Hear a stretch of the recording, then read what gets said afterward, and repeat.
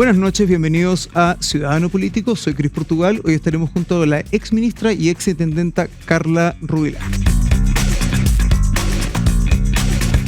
Carla, ¿cómo estás? Bienvenida. Muy bien, Cris, ¿cómo estás tú? Bien, gracias por estar acá en Ciudadano Político. No, de verdad la agradecida soy yo. Muchas gracias.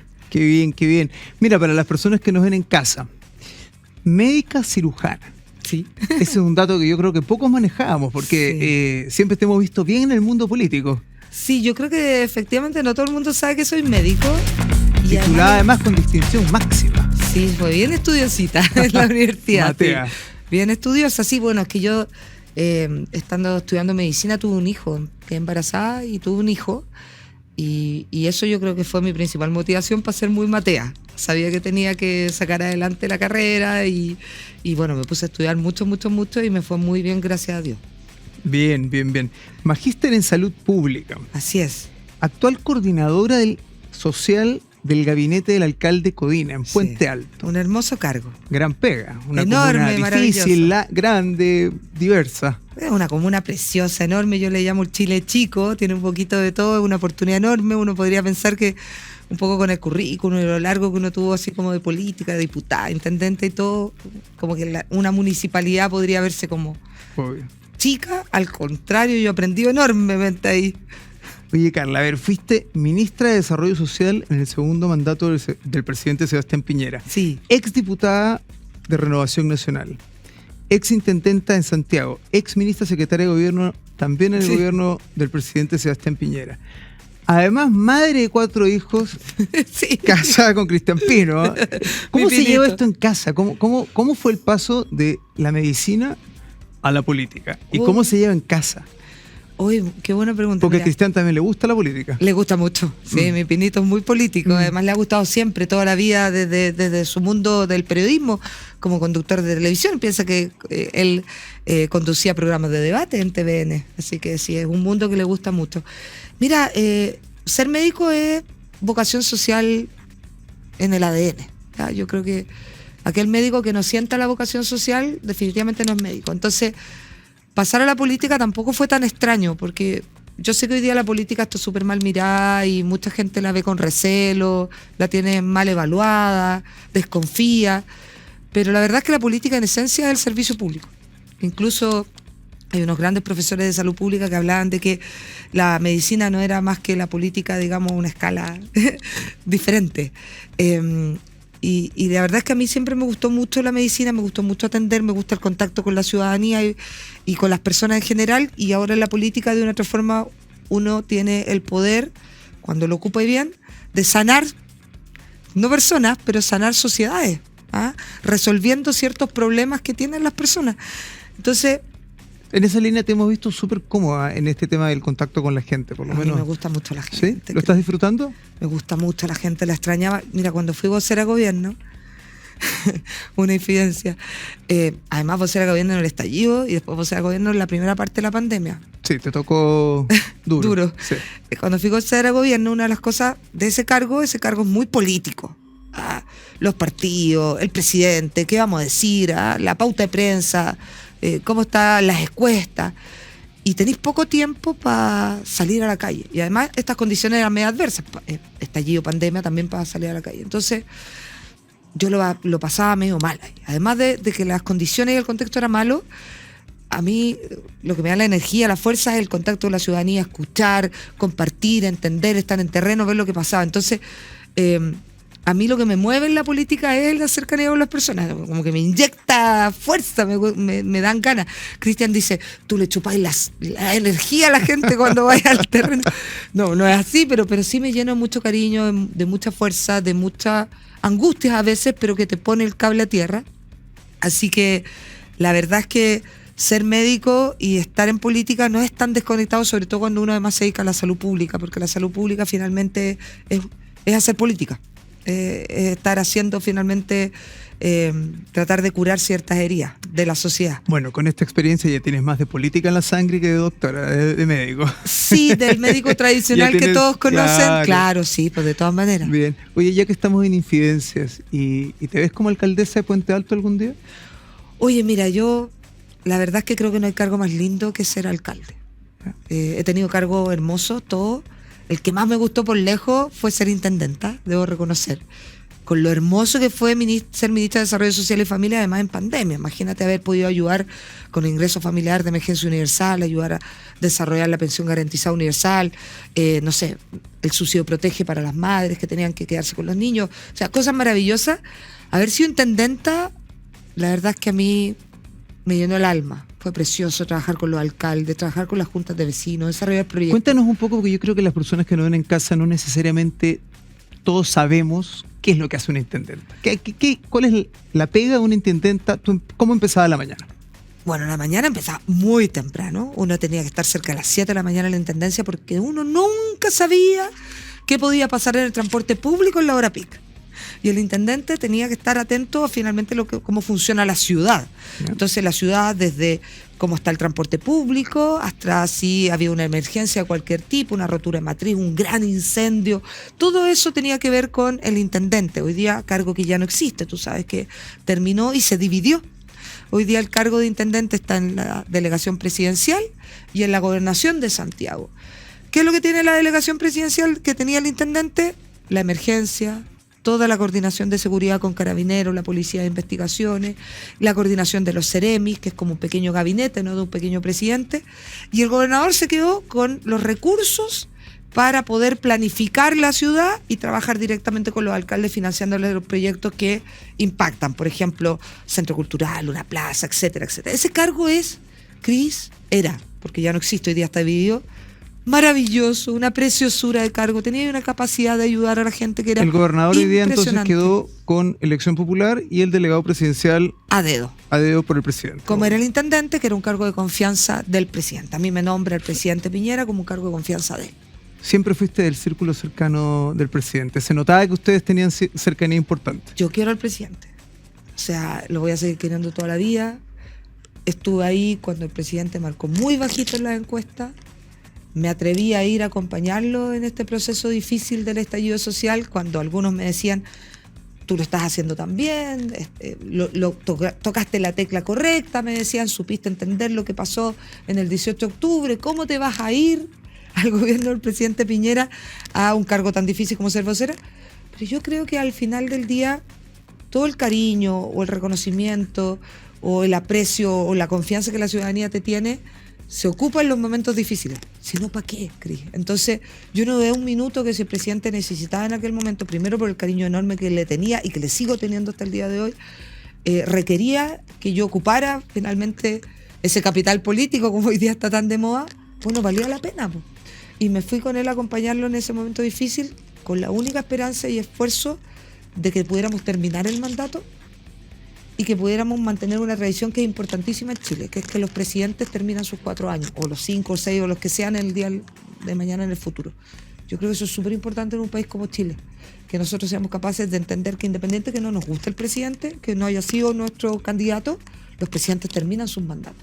Y no convertirnos en otros países que generan inestabilidad y que no ayuda obviamente a que los países puedan ser desarrollados y den calidad de vida a sus ciudadanos.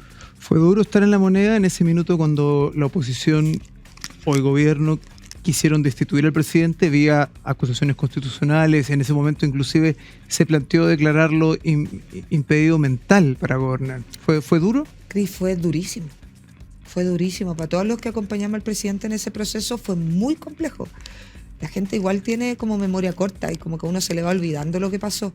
Pero fue muy, muy duro. Fue de un nivel de violencia inusitada, fue de un nivel de polarización, Cris, que era terrible.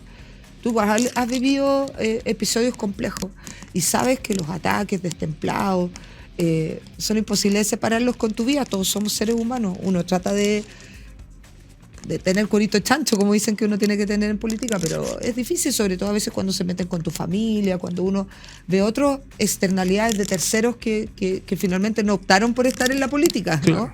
O de tener un rol más público. Para el presidente fue muy complejo, pero el presidente tuvo una fuerza y una resiliencia que es insospechada. Algunos decían en algún momento, yo leí un libro que no voy a decir cómo se llama para que no lo compren, pero un libro que escribía del estallido social y hablaba de un presidente depresivo, que no era capaz de levantarse Nunca fue.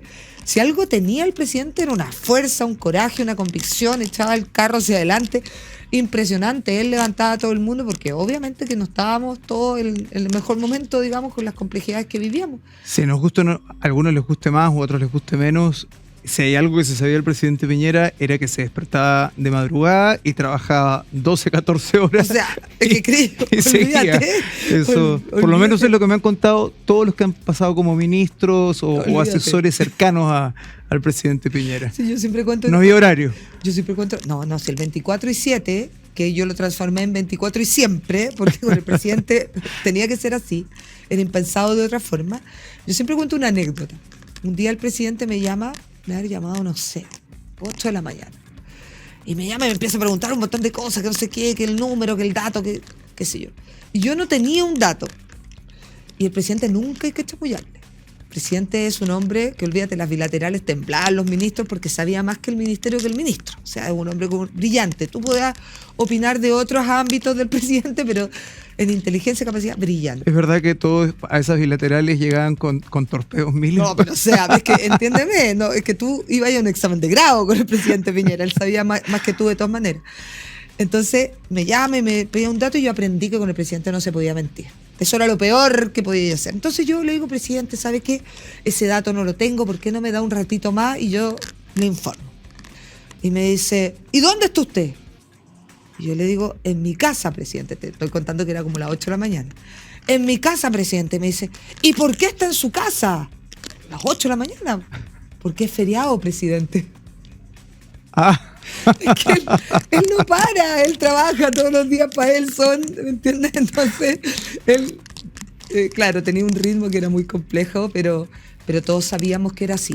Entonces todos sabíamos en lo que entrábamos cuando éramos llamados por él y aceptados. Bien.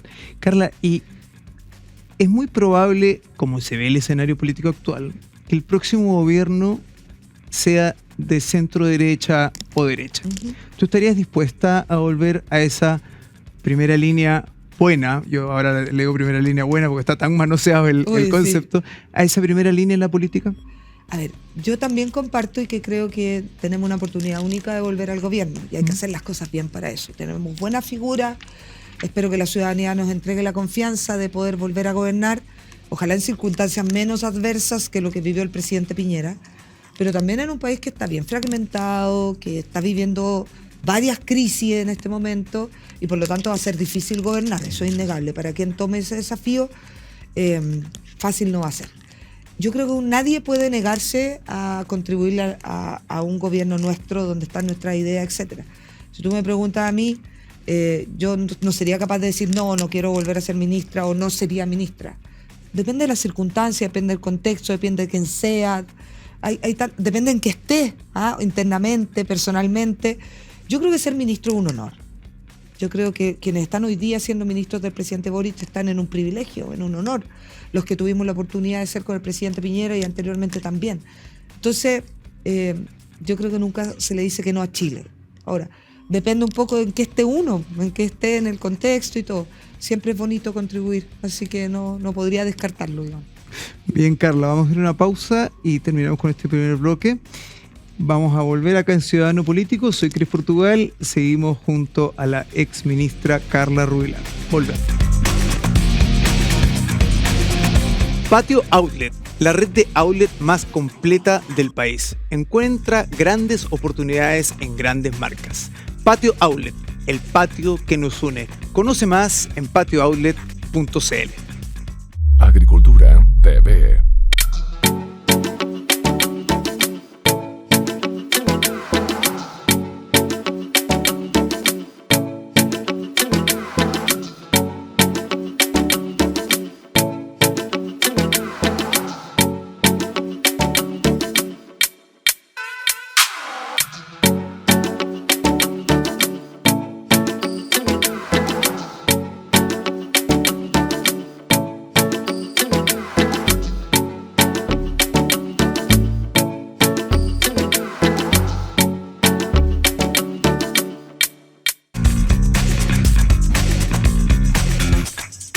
Estamos de regreso acá en Ciudadano Político. Soy Cris Portugal y estamos junto a la ex ministra Carla Rubilar. Carla, vamos a un poco de contingencia. Vamos a tocar varios temas. Bueno. ¿Sí? Esta semana el diario británico Financial Times publicó un artículo titulado "El presidente izquierdista de Chile frena los planes de una transformación radical". Esto lo hemos acompañado por una serie de fracasos en el gobierno en los últimos meses. ¿Para qué te voy a decir que partir con el apoyo que le dio el gobierno al apruebo en las elecciones, el mal resultado que tuvo en el proceso constituyente, el mal performance que tiene en materia legislativa, las reformas que el gobierno se planteó, las que tenía en el plan de gobierno, no han avanzado. El presidente acaban de ingresar un veto presidencial a algo que fue aprobado en el Congreso por las dos cámaras de manera democrática. ¿Tú crees que el gobierno y el presidente Boric puntualmente se han desconectado un poco de la realidad de lo que necesitan los chilenos, de lo que quieren los chilenos? Yo creo que el presidente Boric está lamentablemente, ¿cómo podría decirlo?, viviendo un proceso, Cris, que debe ser como un baño de realidad, al revés. Fíjate que yo creo, Cris, que lo que le está pasando hoy día al presidente Boric es que él pensó que, como le había ido tan bien efectivamente a él en su elección, porque hay que reconocerle, sacó 1 millón de votos más, fue muy votado, fue una sorpresa además generacional. Nadie pensaba en un presidente Boric unos meses antes, ¿no es cierto? Estaba de candidato en el Jadwe. Fue toda una sorpresa, una efervescencia, le fue muy bien. Y de repente pensó de que todas las ideas radicales, estas ideas refundacionales que él tenía, estas ideas con las que él había llegado a gobernar, era lo que realmente creían y querían los chilenos. Y fíjate que no. Se encontró con un baño de realidad que primero fue el portazo que le dio a la ciudadanía con un 62% en el rechazo, como tú muy bien planteas, y después se ha ido cuenta de que todas estas reformas que él ha querido plantear, primero no tienen apoyo en el Congreso, porque no tiene un Congreso mayoritario, pero eso le pasa a muchos presidentes y tiene que ver un poco con el sistema político, pero que no tienen apoyo ciudadano. Porque finalmente lo que le está pasando al presidente Boric es que las decisiones que ha ido tomando no tienen respaldo de la ciudadanía tampoco. Entonces, él podría haberse atrincherado finalmente, es decir, yo estoy representando a los ciudadanos y no me acompaña el Congreso. Pero la verdad es que ni uno ni lo otro. Entonces, hoy día lo que le está pasando a él es que está como medio congelado, no sabe qué hacer, tiene claras dos almas. Yo siempre dije, hace una entrevista que di hace unos meses atrás, está atrapado entre la dicotomía de los 30 pesos y los 30 años, en esta situación de que no le quedó otra que ingresar al socialismo democrático que había golpeado él. Yo creo que llegó al gobierno destrozando al socialismo democrático, destrozando la concertación. Él se hizo muy famoso y muy popular con estas figuras que tienen finalmente cuando uno dice que es superior moral, ¿no es cierto?, ocupando la frase de un gran amigo de él, el exministro George Jackson, y que es tan fácil de catapultar personas cuando uno va generando antagonismos, ¿no? Entonces, Cris, yo creo que lo que le pasa, finalmente él hoy día no sabe qué hacer. Yo creo que él no sabe hacia dónde conducir su gobierno, no sabe si mantenerse duramente en sus 30%, un poquito menos, incluso diríamos ahora, que sacó en primera vuelta, y decir, bueno, con eso resisto, y después mejora el último año las encuestas, porque siempre mejoran, como que los presidentes que se van yendo mejoran un poquito siempre, o intentar ser un presidente un poquito más grande, un poquito más mayoritario, transitar políticamente el ancho camino del medio, tomar el camino del socialismo democrático e intentar dejar algún tipo de legado, una o dos reformas que lo único que podría hacer es seguridad, porque le vamos a dar los votos nosotros. Ya, pero para lo que estás diciendo tú, tendría que alejarse un poco de lo que el Partido Comunista y el ala dura del Frente Amplio le piden. Es que no sabe qué hacer. Él un día dice, le voy a hablar a mi 30%, y otro día dice, no, intento gobernar y tratar de sacar algo de legado con las ideas del socialismo. ¿Y tú lo ves posible? Hay que ser corajudo para pelearse con el PC y el Frente Amplio. Te lo pregunto directamente porque acabamos de ver, por ejemplo, el veto presidencial. Sí. Y es un secreto a voces que fue el Partido Comunista el que presionó para sacar la legítima defensa privilegiada y para que volviésemos a tener penas de multa según, de acuerdo al juez, ante tomas, no sé si decirle pacíficas o no violentas, ya porque me tiene confundido la ministra Carolina Toá. Se le chispoteó. No, es que una ministra no te puede decir se me salió. Vicepresidenta de la República, además. No te puede decir se me salió. Sí, perdón, es una opinión, o puede. No puede. Te pregunto a ti. La vicepresidenta de la República tampoco, o sea, no. Ningún ministro, creo yo, eso ya es complejo, pero la vicepresidenta de la República no, por ningún motivo. Ahora, además con experiencia. Total, ¿o no? Sí, sí, total. Qué buen alcance. ¿Sabes lo que pasa, Cris? Que yo creo que él no sabe lo que quiere. Un día quiere una cosa y el otro día quiere otra. Y eso es muy complejo. ¿Y sabes lo que pasa? Que está arrastrando, ahora tengo mis dudas hoy día de si está arrastrando o no, porque Carolina Toá, que representa el socialismo democrático, y que es este llamado, ¿no?, de incluir al socialismo democrático cuando viene este fracaso gigantesco que vive el presidente Boric al haber sido el guaripola del apruebo con el resto de su gobierno, y manda a llamar a como la caballería, ¿no?, como la infantería, a salvar la plata literalmente, y trae a Carolina Toá, que paga un precio, haber sido ella también vocera del apruebo, porque si no hubiese sido vocera del apruebo yo creo que no estaría de ministra del Interior. Listo, llega. Y hoy día tenemos una Carolina Toá entregando las banderas del socialismo democrático que sí cree en el orden público y la seguridad. Ojo. Y la está entregando... Bueno, con alguno de esos votos se aprobó en el Congreso. Exactamente. Entonces tenemos hoy día que una ley, por ejemplo, que sanciona a alguien que transita con una molotov, tiene votos en contra del socialismo democrático. Y tenemos a Carolina Toá defendiendo un veto, ocupando que existen las usurpaciones pacíficas. Y aquí la duda es simple, la dicotomía es fácil. Hay gente y partidos políticos que creen que transitar con una molotov o una usurpación es un delito en todo evento y quienes creen que no. Y el PC con el Frente Amplio creen que no. ¿Y por qué el socialismo democrático está vendiendo lo que cree con una Carolina Toá que defiende un veto como este? Y yo digo, ¿le doblan la mano de nuevo a Carolina Toá? Porque, perdón, el veto es un indulto camuflado. Porque lo que decía la ley aprobada democráticamente por el Congreso, por las dos cámaras, es que si tú usurpabas, tenías penas de cárcel y era un delito. Lo que hace el veto es sacar eso y por lo tanto es un indulto, de alguna forma. ¿Qué le está pasando a Carolina Toá cuando le doblan la mano en el indulto, cuando sacan delincuentes fuera de la cárcel en diciembre del año pasado? Y ahora en este veto, ¿le doblan la mano el PC y el Frente Amplio? ¿O Carolina Toá cree esto? ¿O si no lo cree, se está vendiendo en sus creencias para ser candidata presidencial el día de mañana del Frente Amplio y del Partido Comunista? ¿La ves a ella como una posible precandidata frente a Camila Vallejo, quizás? Ella es de todas maneras candidata. Ella actúa como candidata, se mueve como candidata, pero quiere ser una candidata que le hace un guiño, creo yo, lamentablemente, porque a mí me duele esto, porque creo que ella tenía todas las capacidades para haber impuesto la mirada de los 30 años por sobre los 30 pesos. Tiene coraje, tiene experiencia, tiene manejo.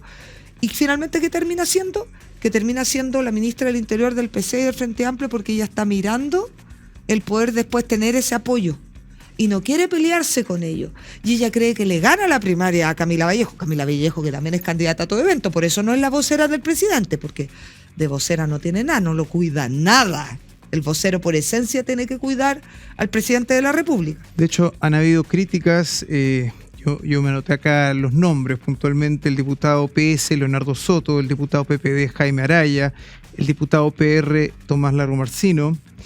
Han hecho duras críticas, ellos son parte, entre comillas, de la izquierda y de una u otra manera votan con el gobierno en el Congreso y han sido bastante críticos con la labor de Camila Vallejo. Hablan de un blindaje, hablan de que hace las vocerías fáciles de los temas no polémicos y que cuando toca hay un tema difícil mandan al ministro Cordero de Justicia a hacer la vocería, mandan a Elizalde, mandan a alguien más, pero no va ella.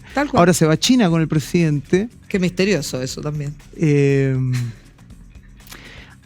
A mí me sorprendió que el canciller defendiese el viaje de la ministra Vallejo a China, pero esas son decisiones donde es una opinión muy personal, la verdad. Pero sí sorprenden estas críticas del mismo lado. porque obviamente de la oposición puedes recibir críticas, pero ya cuando empiezas, tienes un diputado de 3 partidos, Partido Socialista, Partido Radical, del PPD, que están diciendo, oigan, esta señora no está haciendo la pega, no está blindando al presidente, como dices tú, y más bien se está cuidando. Está hablando de las cosas lindas cuando hay que hablar del gobierno y no está haciendo las peleas fáciles.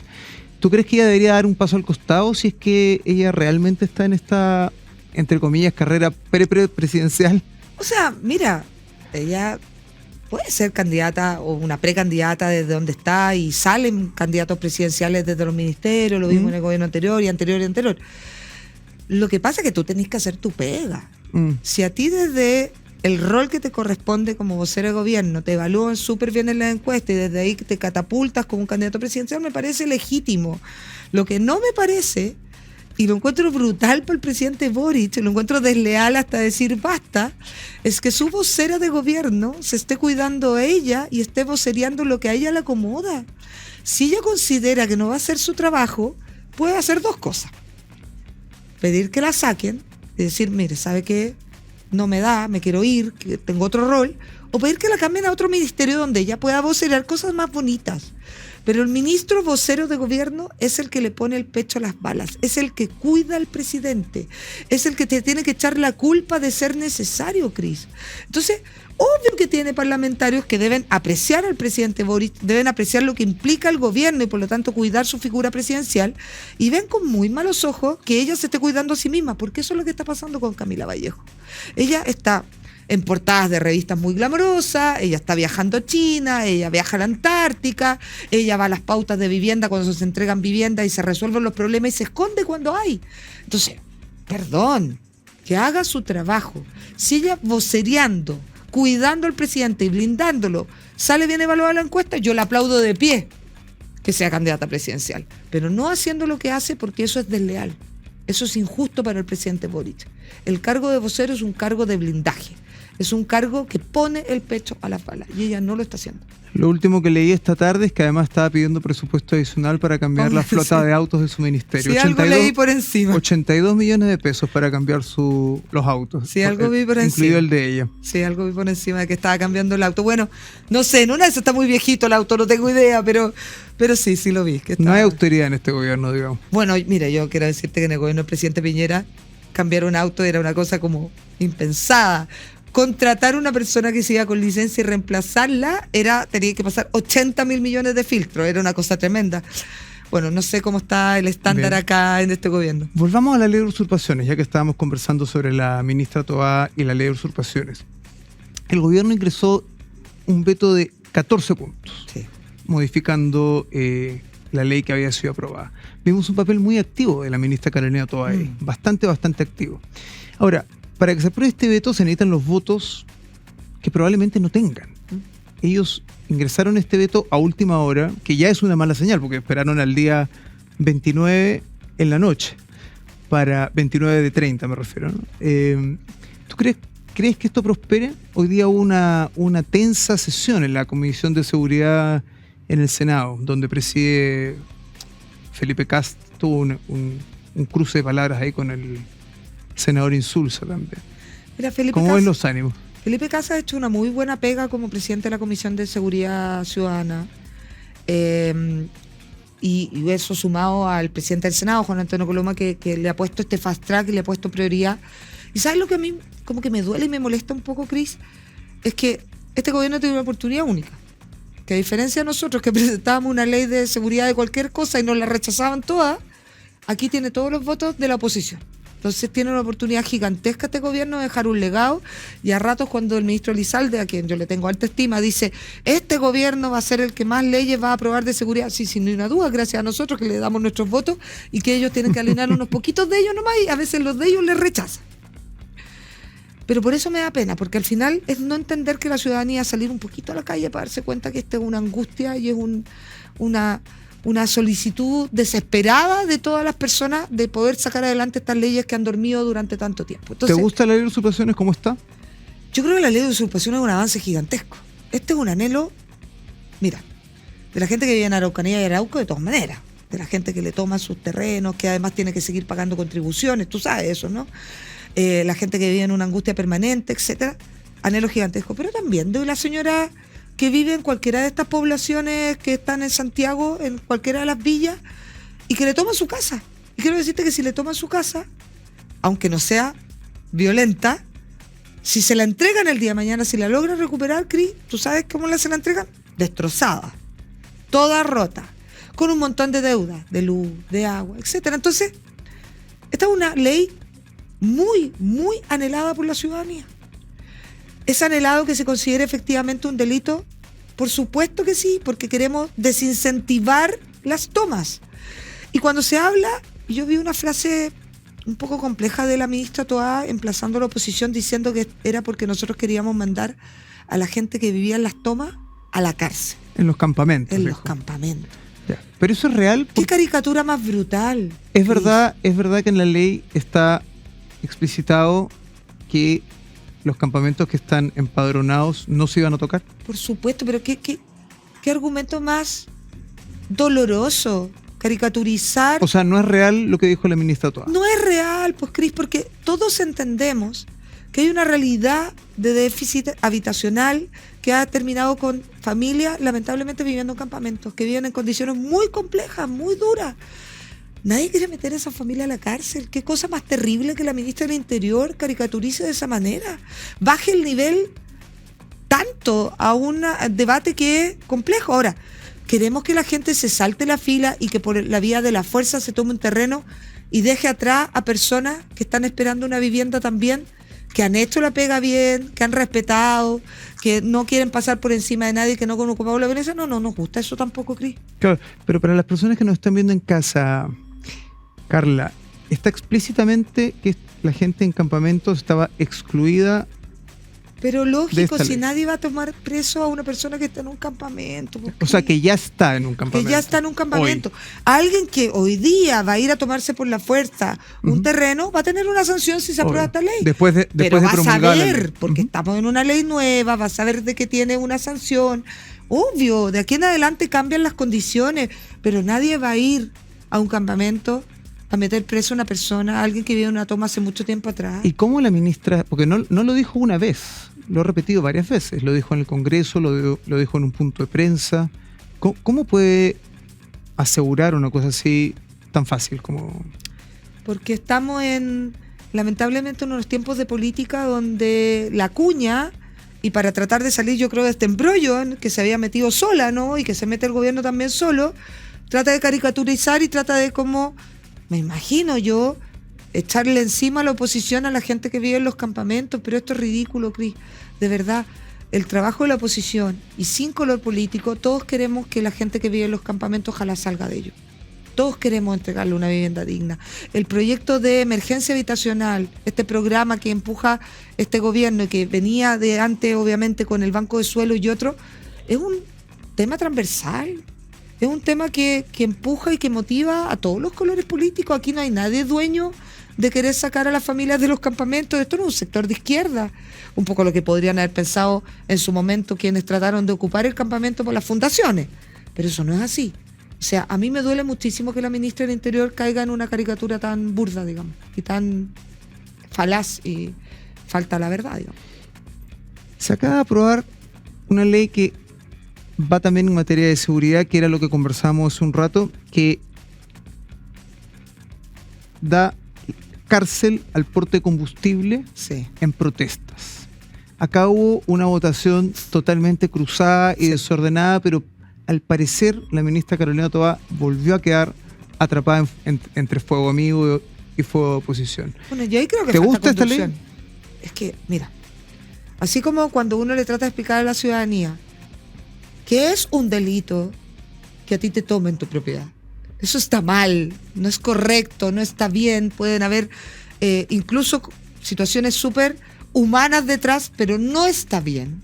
En ninguna sociedad civilizada está bien. Y no hay usurpaciones pacíficas, son todas violentas en sí mismas porque se están tomando lo que es de otra persona. No es normal y no está bien que tú andes con una bomba molotov. Es un delito. No, tú no andas paseando ni haciendo ninguna cosa pacífica con una bomba molotov. Tampoco es normal que tú en el marco de un contexto de una manifestación quieras andar con parafina sin tener una justificación que no sea que tú vas a ponerle esa parafina a tu estufa. Cris, por favor. Si sabemos cómo las manifestaciones terminan en hechos violentos, en actos incendiarios, etcétera, necesitan un combustible. Entonces, ¿qué tiene de malo que tú quieras sancionar a alguien que no tiene una justificación razonable para ir transitando con un combustible que puede terminar en un incendio, dañando a alguien? Mira, yo soy médico. A mí me formaron y vi grandes quemados, niños y adultos en la posta, diferentes postas, la central u otro. Es terrible, Cris. Es terrible a quien le explota una bomba molotov y es terrible a quien puede terminar en un incendio de un atentado de cualquier tipo. No, pero entonces, si lo vimos, ¿de qué estamos hablando? Vimos a carabineras ¿Sí siendo o no? atacadas en Santiago Centro con esto. Bien, Carla, vamos a ir a una pausa y volvemos al siguiente bloque. Estamos en Ciudadano Político, soy Cris Portugal, volvemos junto a la ex ministra Carla Rubilar. Patio Outlet, la red de outlet más completa del país. Encuentra grandes oportunidades en grandes marcas. Patio Outlet, el patio que nos une. Conoce más en patiooutlet.cl. Agricultura TV.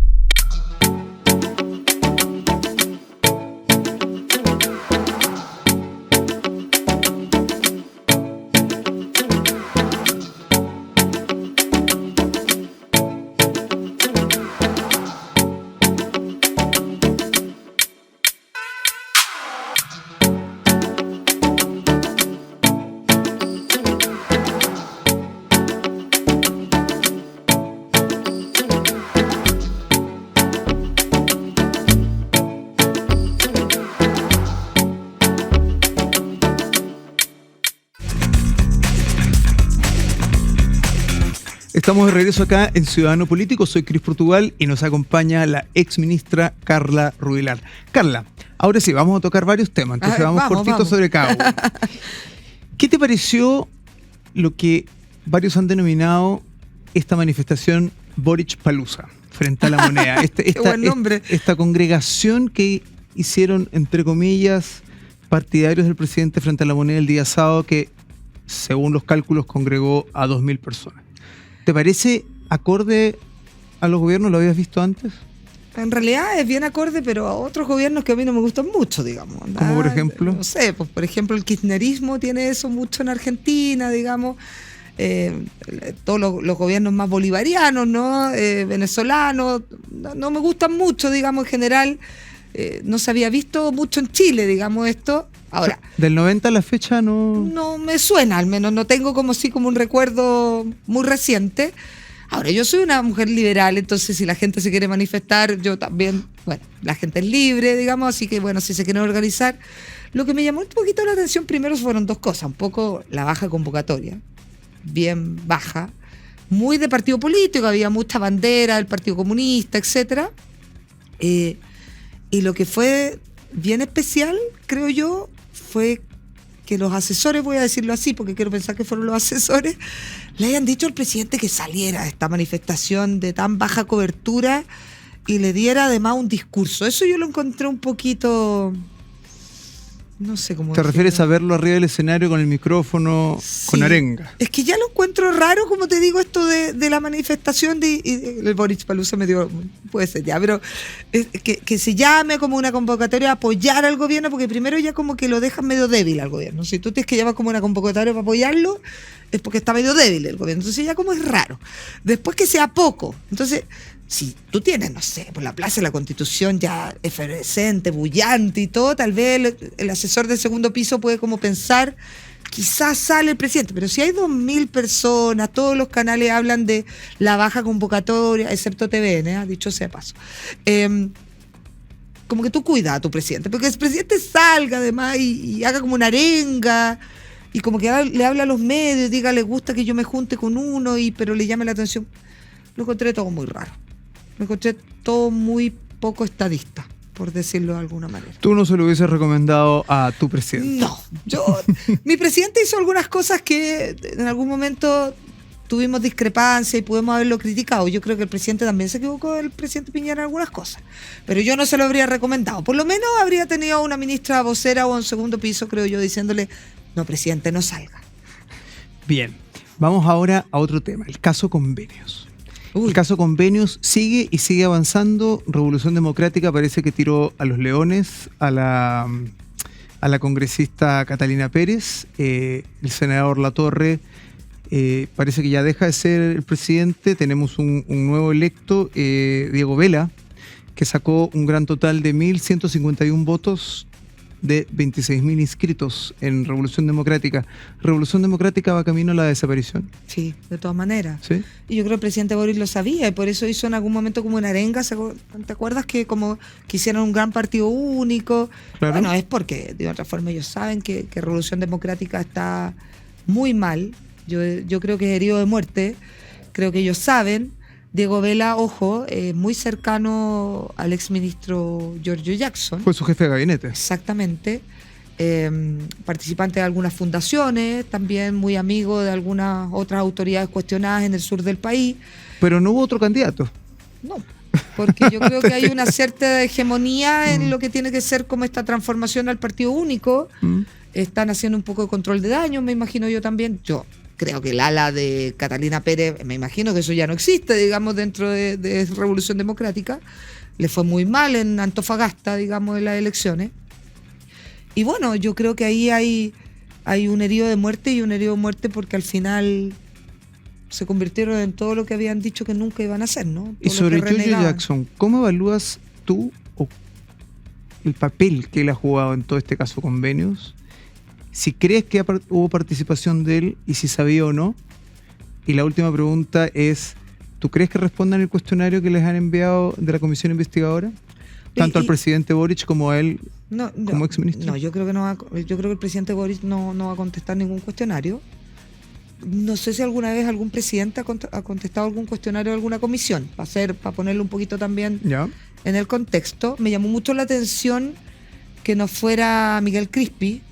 Eso sí me llama un poquito más la atención, porque una cosa es que el presidente no conteste a este cuestionario y otra cosa es que un funcionario de gobierno que es importante no vaya. Miguel Crispi, jefe de asesores del segundo piso de la moneda. Del segundo piso, que fue llamado a ir, digamos, porque hay 2 harto veces. cuestionamiento al respecto de cuál fue este rol, incluido el senador Latorre, que no fue capaz de contestar si le había dicho o no a Miguel Crispi al respecto de la situación del caso Convenios de Antofagasta. Creo que el ministro Giorgio Jackson le hizo mucho daño al gobierno con tratar de mantenerse mucho más tiempo de lo que debía. Los ministros son fusibles por esencia de los gobiernos. Si es necesario, los ministros tienen que salir. Eso es un mantra. Todos repetimos cuando tenemos ese rol de que estamos hasta la confianza del presidente. Esa es una cuña que tú la vas a escuchar de todos los ministros de todos los colores políticos. Pero también si somos cercanos al presidente entendemos de que en algún momento, si le estamos haciendo daño al gobierno, tenemos que salir. Y tenemos que ser nosotros y no exponer al presidente, sobre todo si nos tiene cariño, ¿no? Entonces yo creo que ahí el ministro Jackson creo que le hizo un daño al gobierno, le hizo un daño al presidente Boric, así como Camila Vallejo le hace un daño al no ser la vocera de gobierno. Y es más doloroso es que son cercanos al presidente.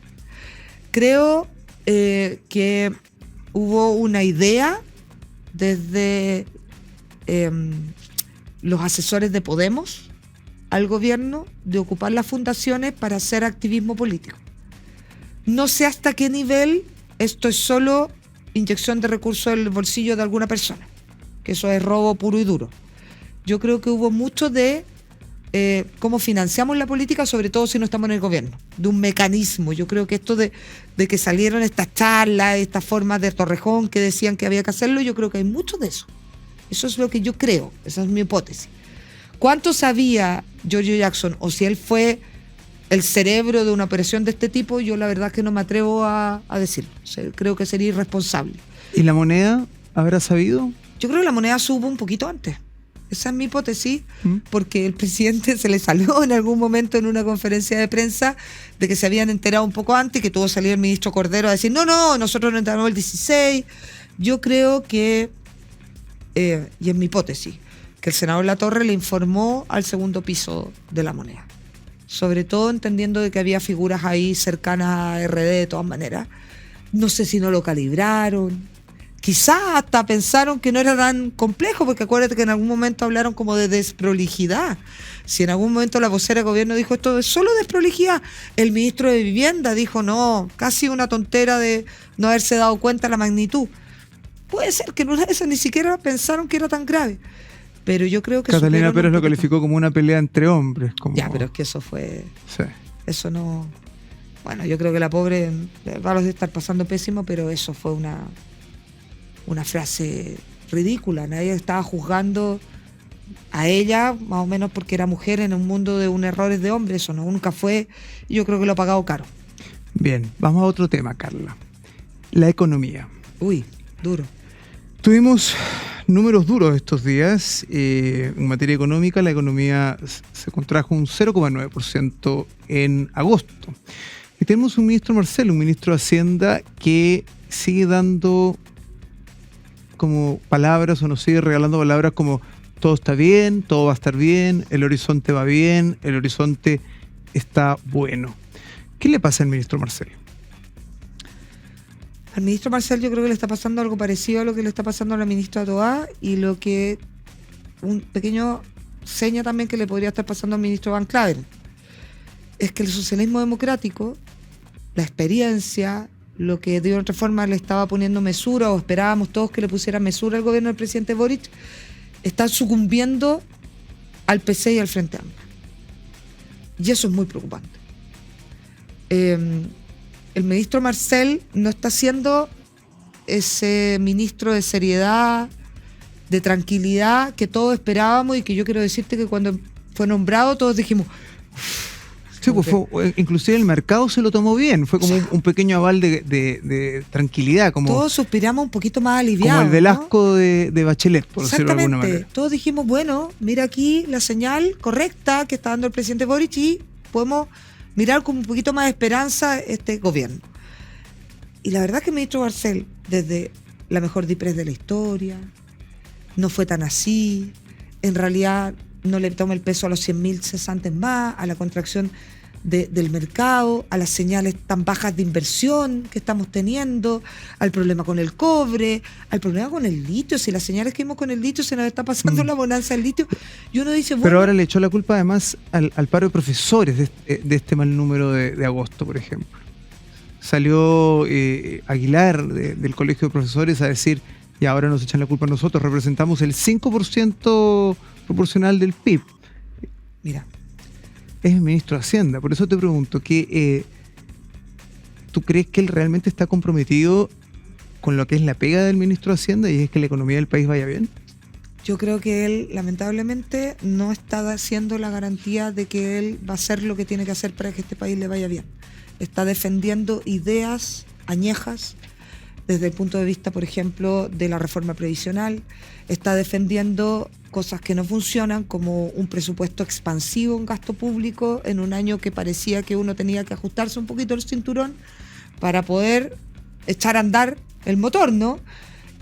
Cosas que uno no esperaba del ministro Marcel. Y yo creo que eso tiene que ser porque está sucumbiendo a las directrices que son más de izquierda de este gobierno.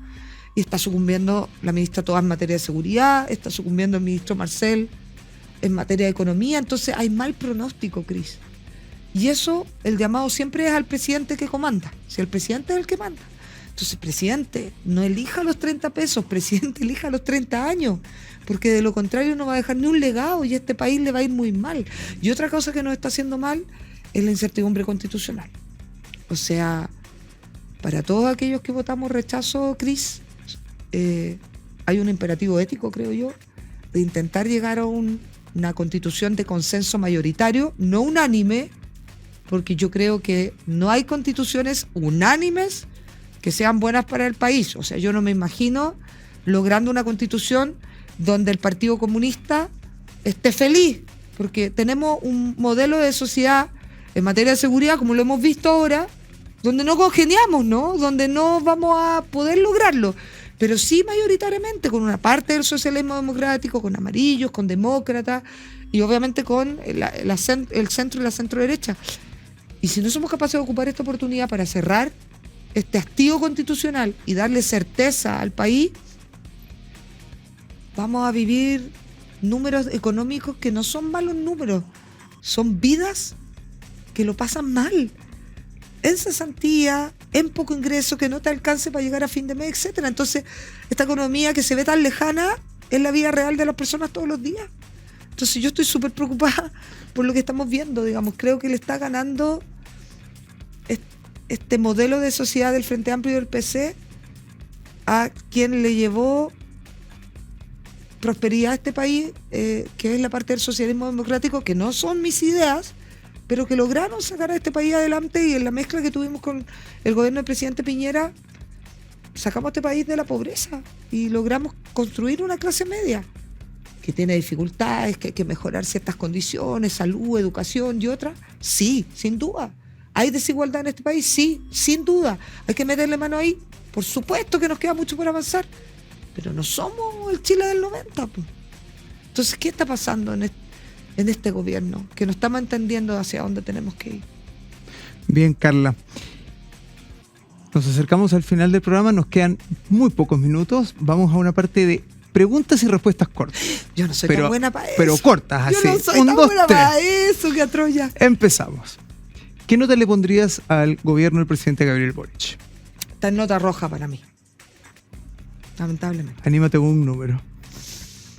Mira, dejámoslo un 3.8 para decirte que está en rojo, pero si en una de esas, estos 2 años que quedan, cambia el rumbo. Ha sido más generosa que el promedio de invitados, te digo. Soy generosa en general. Bien, Carla, mejor piropo que te han tirado. Oye, a ver. Mira, cuando en la calle me dicen, usted es más bonita en persona que en la tele. Ah, mira. Ese es un buen piropo, como que me hace el año.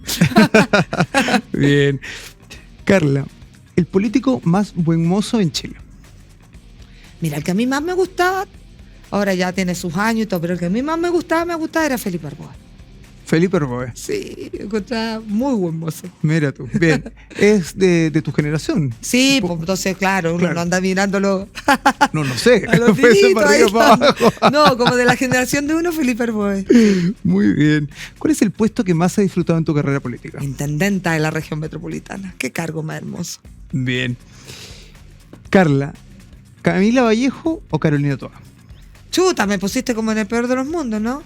Entendiendo, dejo completamente a todos los que nos están viendo, obviamente no son mis candidatas, pero el caballero me pone en una dicotomía. No, si uno tiene que elegir entre ellas dos, Carolina Toa. Pero una Carolina Toa que está media vallejizada, estoy media nerviosa.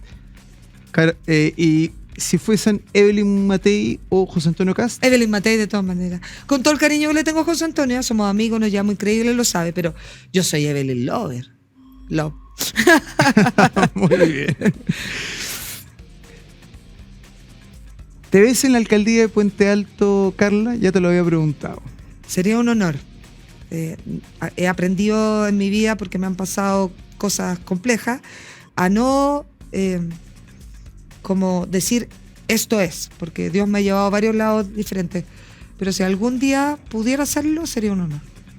Bien. Carla, dame 2 nombres que te gustaría ver en la papeleta de la segunda vuelta presidencial. Evelyn Matei, de todas maneras. 1. Me encanta. No, es que ya sería un mundo ya maravilloso. Evelyn Matei y José Antonio Kast ya sería como ya extraordinario, pero a ver, pensando en la izquierda, en un nombre, no sé, por ejemplo, a mí algún día en la izquierda me gustaría ver un nombre como Felipe Arboe, un gallo, o como en el futuro, ¿por qué no? Un gallo como Gabriela Lemparte. Me encantaría verlo en la papeleta. Gente así, gente de la centroizquierda, gente que estuvo en el rechazo y entendió que había que salvar este país. Esa gente, uno dice, mira, puede no estar en mi sector político, pero yo sé que va a ser un buen presidente. Gente así, perfectamente. La Jimena Rincón, creo que... Es súper ecuánime Gabriela Lemparte. Es extraordinario Gabriela Lemparte, de otro nivel. Es un gallo, o sea, eso es un nombre que uno tiene que tener aquí, que va a estar en los próximos años en el ruedo importante. Muy bien, Carla. Última pregunta. Si tuvieses que darle un consejo en una palabra al presidente Gabriel Boric, ¿cuál sería? Ay, qué difícil darle un consejo a un presidente que no es de uno. ¿Pueden ser 2? Sí, claro. Sentido de realidad. El presidente quiere dejar un legado, tiene que optar por el camino del socialismo democrático. Si él sigue apostando al 30%, no va a dejarle nada a este país. Bien, Carla. Muchas gracias por la entrevista, gracias por haber estado acá en Ciudadano Político. Espero que volvamos a tener una siguiente entrevista. Van a pasar feliz, pues. muchas cosas. Tenemos un año cargado de elecciones, este fin de año, próximo año municipales. Tenemos mucho que comentar. Éxito en todo lo que estás haciendo. Muchas gracias, lo pasé muy bien. Muchas gracias, Yo Cris. también, se pasó rápido. Muchas gracias, que esté muy bien. Muchas gracias. Gracias por habernos acompañado acá en Ciudadano Político. Recuerden vernos a través de Agricultura TV, agricultura.cl y todas sus plataformas, todos los miércoles a las 10 de la noche. Soy Cris Portugal, hoy estuvimos junto a la ex ministra Carla Rubilar. Nos vemos.